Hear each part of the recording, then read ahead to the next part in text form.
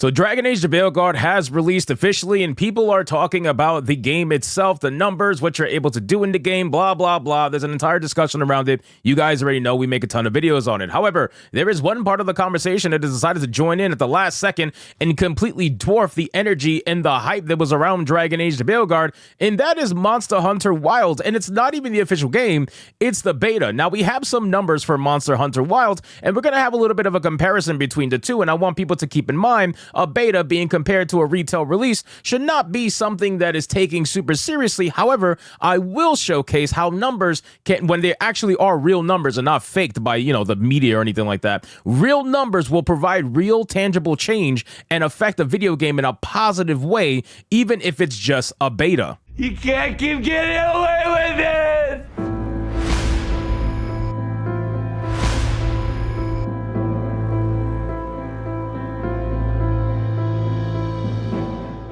So let's get into this video, guys. But of course, before we do, if you are new here, just consider hitting that subscribe button. I would greatly appreciate it, and like the video to push us out into that YouTube algorithm. So again, we got an article from That Park Place, and it says Dragon Age: The Veilguard player counts are dwarfed by Monster Hunter Wilds beta and described as concerning. EA and BioWare's Dragon Age: The Veilguard has a lukewarm release that was completely and utterly trounced by the Monster Hunter Wilds beta. On its release date, Dragon Age: The Veilguard's player count peaked at 70,000. Now, really quick, before we get into it, let's check out the actual numbers. I'm gonna refresh it really quick. So we're at 75,436 at the time of this filming of this video. Now, if you guys missed my last video, I released it at 12 o'clock today.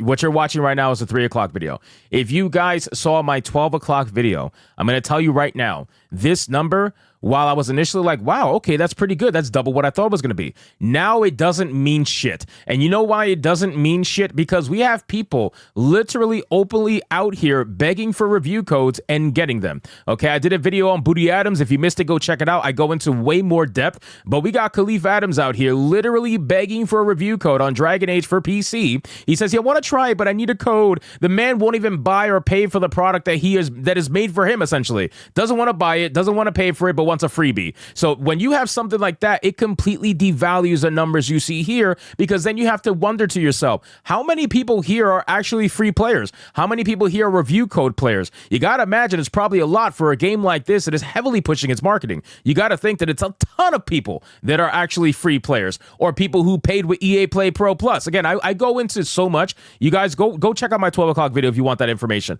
But let's talk about Monster Hunter. So Monster Hunter peaked at an astounding, and Jesus, it's an astounding number, 463,798. Let me refresh just to make sure. Okay, it's the same. 463,798 at the time of filming this video. That is an astronomical number. There is no doubt about it, especially for just a beta. It is very clear that people are very interested in this game. There is 127,000 people playing this game right now in beta. There is more people playing this game in beta than there is playing retail Dragon Age: The Veilguard, by almost double. It's absolutely insane. Now, when I said in terms of tangible numbers and tangible change, I want to showcase to you what do I mean. So you guys know Concord. Concord had 2,000 some odd players in beta, whatever the case may be, and it only released to 697, total at the time of its release. When you look here, and you'll see, like with Concord, it was open beta, it was free. Just like Monster Hunter Wilds, I believe this is open beta and free, so everybody can try it, okay? There's no excuse. Now, Concord released at 2,200 players for free.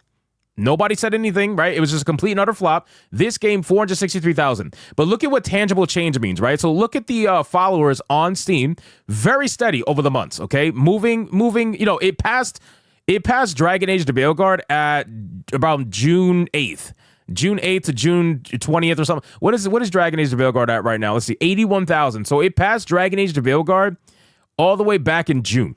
Okay, so back in June. Now it's been steadily on the rise, okay, no pun intended. It's been steadily on the rise, and when you look here, had a little bit of a boom, okay, on Wednesday or to 26th of September. Then open beta comes, and look at the skyrocket. When open beta comes, the skyrocket, and it jumps up to #1 on the wish list. So this is what happens when you give players a beta that they are actually interested in and want to play. I know it's shocking, right? When you have a game like Concord that goes into a free open beta and it's a game that nobody actually wants or asks for, you're going to get the results that you begged for. But then when you release a game like this that has actually stuff that people want to partake in and actually want to play, and it left a lasting impression on them that made them want to wish list the game, now you have tangible change where you see this skyrocket, and I guarantee you this number is going to skyrocket even more. It's probably going to go up to 300,000 in a couple of days or so. It is a #1 wish listed, #4 top seller. This game will absolutely trounce anything that has come out in recent memory, aside from Black Myth Wukong, obviously. I wouldn't be surprised if this is what the retail numbers are, because it's very clear that people are very interested in this game for Monster Hunter Wilds beta test. But let's go back to the article and see the comparison a little bit more. So then it says that Wilson said, I certainly think Veilguard has a breakout potential, which is talking about one of the people that works over at EA saying that Veilguard was going to have breakout potential. And now that I know that codes are being given out for free very easily, because again, Booty Adams asked for this code and within minutes he got a code from Steam Deck HQ. So it goes to show that, yeah, they're being handed out like candy. So that number really doesn't mean a fucking thing. However, if one goes back to August, Black Myth Wukong's benchmark tool even hit 85,277. So Dragon Age of Veilguard got outperformed by Black Myth Wukong's benchmark tool, which is just hilarious. Sparking Zero's destroying it, obviously. It's just a complete and utter failure, because when you really think about it, I want you guys to be objective about this. When it comes to Dragon Age of Veilguard, sure, 74, 75,000 doesn't seem like a bad number when you look at it at face value, but that's what they want you to do. They want you to look at it at face value. They don't want you to think. They don't want you to research. They don't want you to look into the numbers and see why the numbers are where they're at. They don't want that. Dragon Age of Veilguard is where it's at because the review copies are being handed out like candy. And then you're going to have a bunch of shills out there on YouTube and on Twitch